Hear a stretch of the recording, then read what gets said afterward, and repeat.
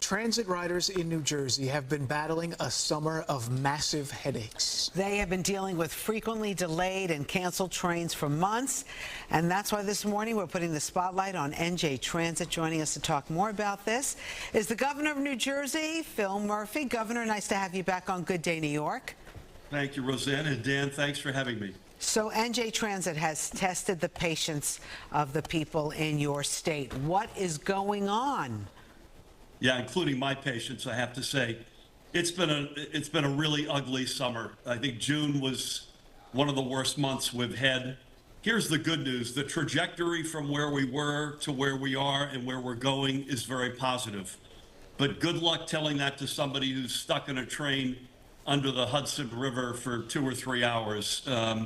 We had, again, June is the example I'll use, 69% on-time performance. That normally would be 80+%. Now, a lot of this is due to Amtrak infrastructure, but some of it's on NJ Transit's hands as well. We want to end the summer, folks, on a grace note. This is not to say this will cure everyone's lack of patience, understandably, but I'm announcing right now, beginning Monday, August 26th through Labor Day, September 2nd, NJ Transit in all of its forms, trains, buses, light rail, will be free of charge. What? Literally free. Wait, no. Go ahead. Say that again one more time because I don't think I heard you correctly. Free of charge? Free of charge, a fair holiday. You don't have to pay 1 penny from the earliest train or bus on Monday, August 26th, till the last train or bus deep into the evening on Labor Day, September 2nd.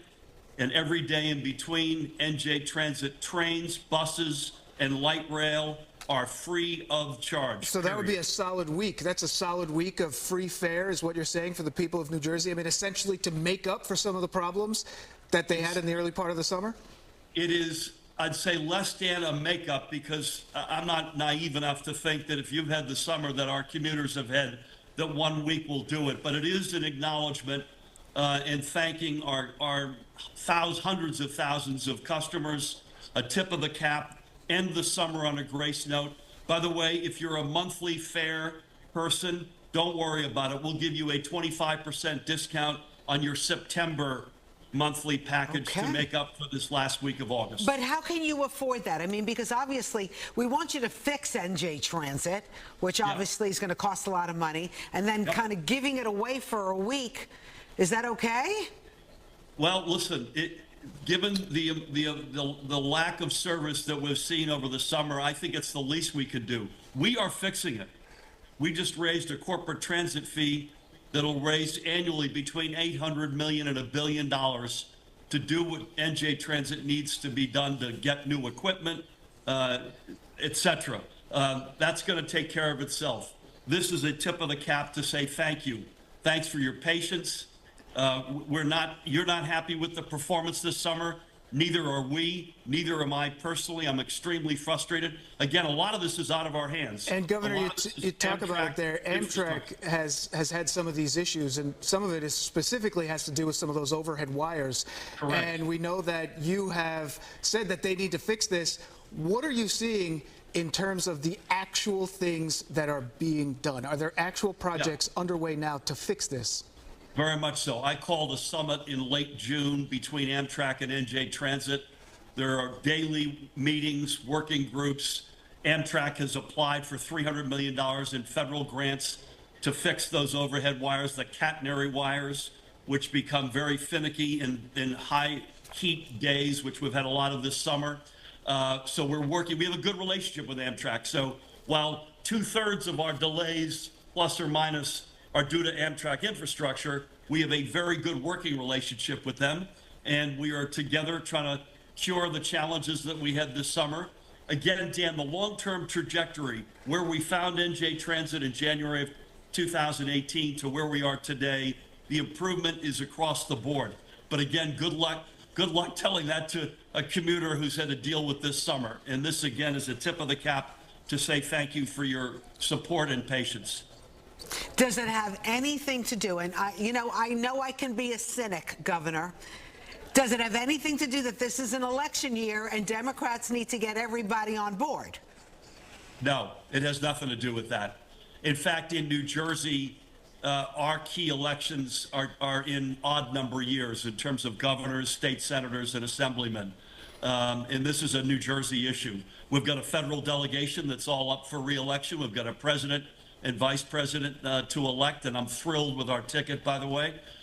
Could not be happier with the past few weeks, but this has nothing to do with politics. This is purely between NJ Transit and its hundreds of thousands of loyal commuters who have suffered mightily this summer. And Governor, talking about politics here, we know that you've made an announcement, or you're at least planning to announce the replacement of Senator Menendez's seat potentially at the end of this month. What are you saying about that?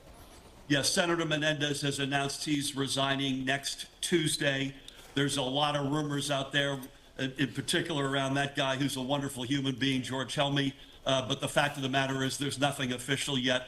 Stay tuned. I think we'll have news over the next couple of days. But I promise you we'll put somebody into that seat who has Jersey values and will do everything they can. So you're saying at this point you haven't decided whether it's going to be your former staffer, George Helmy there? That's the rumor that's been out there. Yep, that is the rumor. He's a great guy, great professional, great human being, but nothing official. Nothing to report. All right, somebody's having a big birthday tomorrow. Happy birthday. What are we doing? I'm not sure. Rosanna, I'm not sure 67 is a big one, but thank you for that. Spending time with the family, as I try to do every birthday, but thank you for that. Governor, we know you're going to the DNC next week and that you will be there. What are your expectations there in terms of what you think that you'll be able to contribute? Well, listen, the Harris-Walz ticket is on a roll, and the Trump-Vance team can't get out of their own way. So if you're on our side of the aisle, you couldn't have had a better 3.5 weeks, and I fully expect that will extend not just into next week, but beyond. I think Chicago's going to be a great gathering of Democrats, of proud Americans. We'll nominate an extraordinary ticket that stands for all the things that we as Americans care about, especially those kitchen table issues. I know, but you know what? Affordability. It feels like, the vice president has changed her stance on immigration and migrants. And as you know, that is one of the #1 things that people care about right now. And she has declared the border safe and secure years ago. We're dealing with the aftermath here. And I don't know if you have the same problems that we do in New Jersey, but in New York, we're dealing with a surge of migrant crime. Yeah.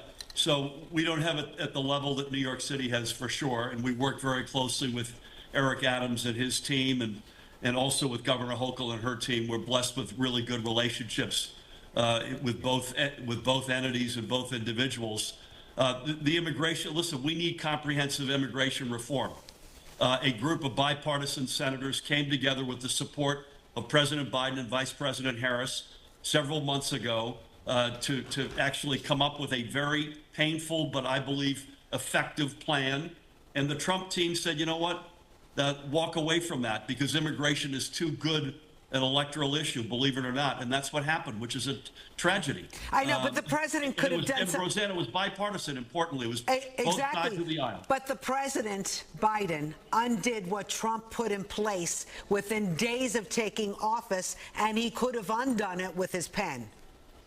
Yeah, Rosanna, though, I will tell you, to get a law passed in Congress, signed by an American president, is permanent. An executive order can come and go. I live that in New Jersey. I'd always prefer a statute, a law, over an executive order. And we had a deal between Democrats and Republicans, and the Trump team undid it, which I think is shameful. No shortage of debate coming up. The big headline this morning, though, from Governor Murphy, that there will be a no fare on New Jersey Transit from August 26th through September 2nd. That news breaking right here on Good Day New York this morning. Congratulations. Amen. Thank you, Governor. Happy birthday. Thank you both. Great to be back with you. Thank you.